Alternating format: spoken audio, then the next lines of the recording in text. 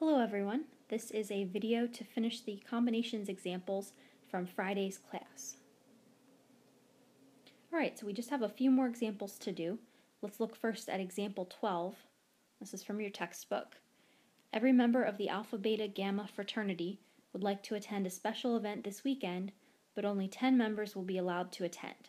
How many ways could the lucky 10 be selected if there are a total of 48 members? Alright, so first let's figure out what we're choosing. And it looks like we're picking fraternity members to attend an event.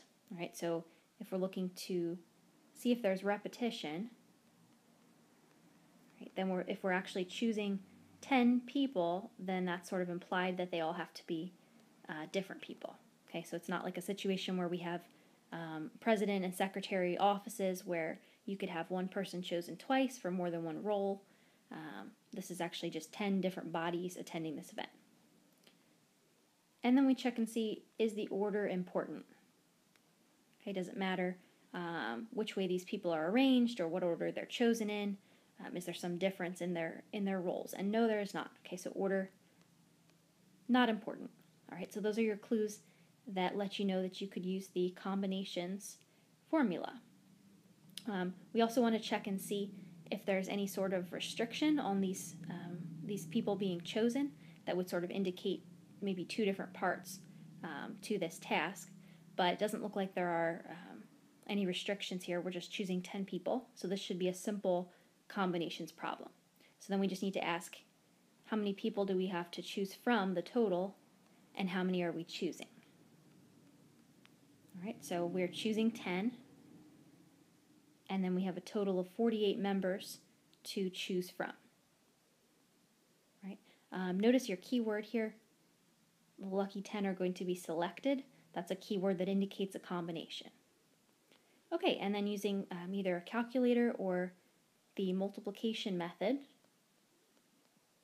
Let's see, this one looks like it's going to be too long to write down using the multiplication method.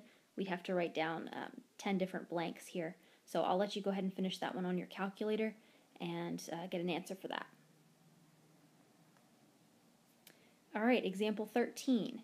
When the 10 fraternity men of example 12 arrive at the event, 4 of them are selected to escort the 4 homecoming queen candidates. In how many ways can this selection be made? All right, so again, we're just choosing, selecting. We're not arranging or putting in an order. Still no repetition. We're just choosing people. Okay, so that's your clue that this is a combination. Right? Okay, so we are choosing, all right, 4 men to escort the 4 homecoming queen candidates.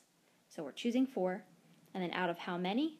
Well, only the 10 that are actually at the event now. So now this is 10 choose 4.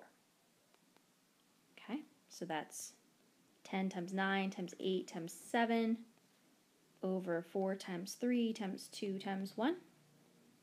Okay, and you can finish calculating that out. You could cancel if you wanted to, or use a calculator. Okay, 210 ways to do that. All right, and one last example. In how many ways can the 9 members of a baseball lineup divide into groups of 4, 3, and 2 players?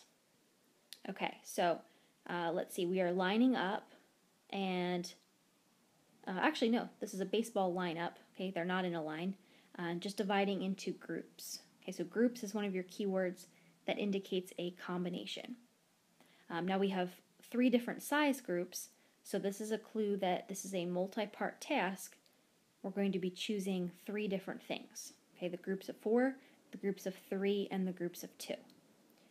Right, so we're going to do 3 different combinations. And let's start with the group of 4. Okay, 9 members, and we're choosing 4 of them in a group. Right. Now for the next group, we're still choosing from that same lineup. So if we've already chosen 4 of those players for this group of 4, then we no longer have those people to pick from when we go to make the group of 3.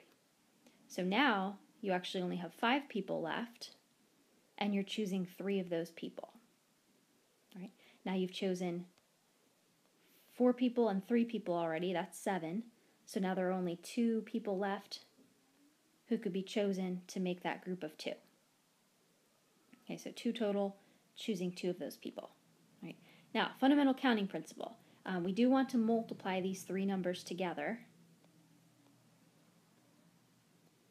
Right? And one reason is that you want to think of this as kind of like putting some order on these groups.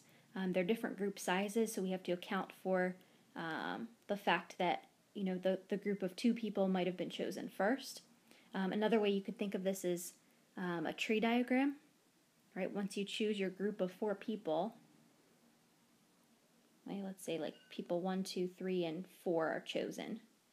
Right? Then we have lots of different ways to choose a group of 3 people.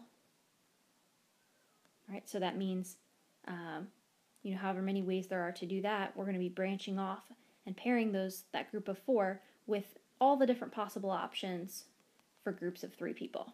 Okay, and then every time we choose one of those, we're branching off and looking at the ways to choose a group of 2 people.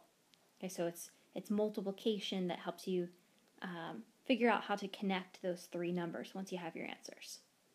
Okay, I will leave that for you to calculate. Okay, so do each of these combinations separately and then multiply.